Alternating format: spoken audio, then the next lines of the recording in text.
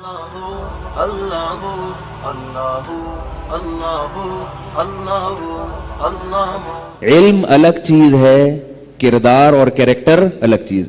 ایک ڈاکٹر بہت بڑا ڈاکٹر ہو کے کردار کے لحاظ سے غلط ہو سکتا ہے، اور ایک رکشے اور ٹماٹر والا جاہل ہو کر کردار کے لحاظ سے ایک نمبر ہو سکتا ہے۔ یہ ہو سکتا ہے اور نظر آ رہی ہے، ہوتا ہے۔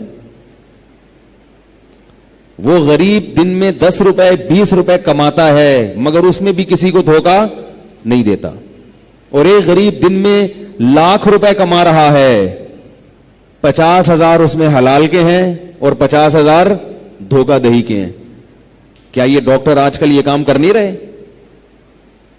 جب ڈاکٹر آپ کو دوا لکھ کے دیتا ہے، چند ڈاکٹروں کے علاوہ، چند فیصد کے علاوہ، سب ایک جیسے نہیں ہوتے، اکثریت ڈاکٹروں کی جو پڑھی لکھی ہے، جب وہ دوا لکھ کے دیتے ہیں تو کیا وہ دیانتداری کے مطابق ہوتی ہے؟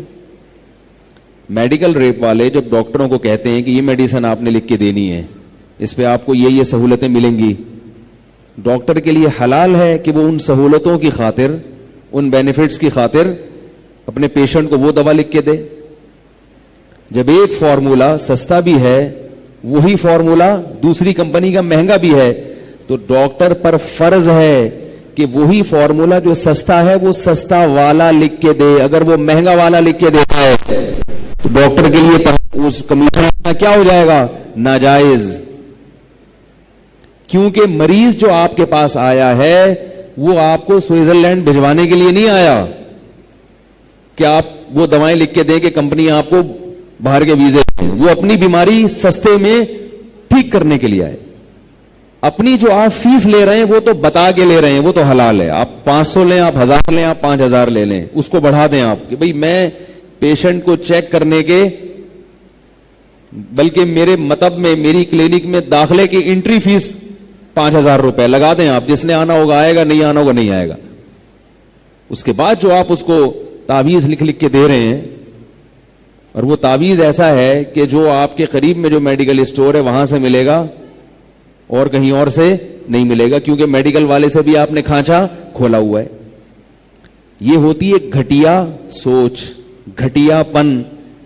حالانکہ ڈاکٹروں کو اللہ نے کتنا نوازا ہے، کوئی بھوک سے مر نہیں رہے، کوئی قحط میں نہیں ہے۔ شعیب علیہ السلام نے اپنی قوم سے کیا کہا تھا کہ تم کسٹمر کو ٹھگا مت کرو، انی اراکم بخیر، تم قحط زدہ لوگ نہیں ہو۔ ایک آدمی بیچارہ بھوک سے مر رہا ہو، گھر میں روٹی نہیں ہے، بنیادی ضرورتیں پوری نہیں ہو رہی، وہ کسی کسٹمر کو بیوقوف بنا لے کہ اس کے پاس تو اللہ کا دیا بہت کچھ ہے، میں تھوڑا سا جھوٹ بول کے مال بیچ دوں تاکہ بچوں کے لیے سوکھی روٹی کا انتظام ہو جائے۔ غلط تو یہ بھی ہے، لیکن چلو بنیادی ضرورت پوری کر رہا ہے نا۔ فقہا نے لکھا ہے کہ اگر کوئی شخص بھوک سے دل برداشتہ ہو کے چوری کر لے تو ہاتھ نہیں کاٹا جائے گا اس کا۔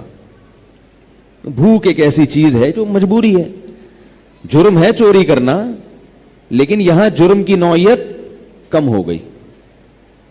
الحمدللہ ہمارے ملک میں ڈاکٹروں کے پیٹ بھرے ہوئے ہیں، اللہ کا بڑا فضل ہے۔ ڈاکٹروں کی اچھی تنخواہیں ہوتی ہیں، کلینک سے الگ کما رہے ہوتے ہیں۔ ڈاکٹر ہو اور بے روزگار ہو نہیں سکتا۔ اس کے بعد پھر لوگوں کو ٹھگنے کی کیا ضرورت ہے بھائی؟ تھوڑا کم پہ گزارا کر لو، اور یہ سوچو کہ کتنا بڑا شعبہ ہے۔ امام شافعی رحمہ اللہ تعالی فرماتے ہیں کہ دو ہی علم ہیں، ایک دین کا علم اور ایک میڈیکل سائنس کا علم، کیونکہ اس میں انسانیت کی بے پناہ خدمت ہو رہی ہے۔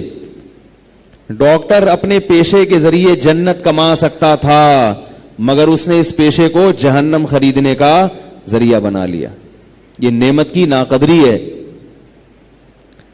تو کردار جو ہے نا، کردار بھائی بار بار بتا رہا ہوں، سب ایک جیسے نہیں ہوتے۔ یہاں بھی کوئی 2-3 ڈاکٹر بیٹھے ہوئے ہوں گے، ایسا نہ ہو میں کبھی ان کے پاس جاؤں تو کوئی الٹا سیدھا ٹیکا لگا دیں کہ یار یہ ہمارے خلاف اتنا بول رہا تھا۔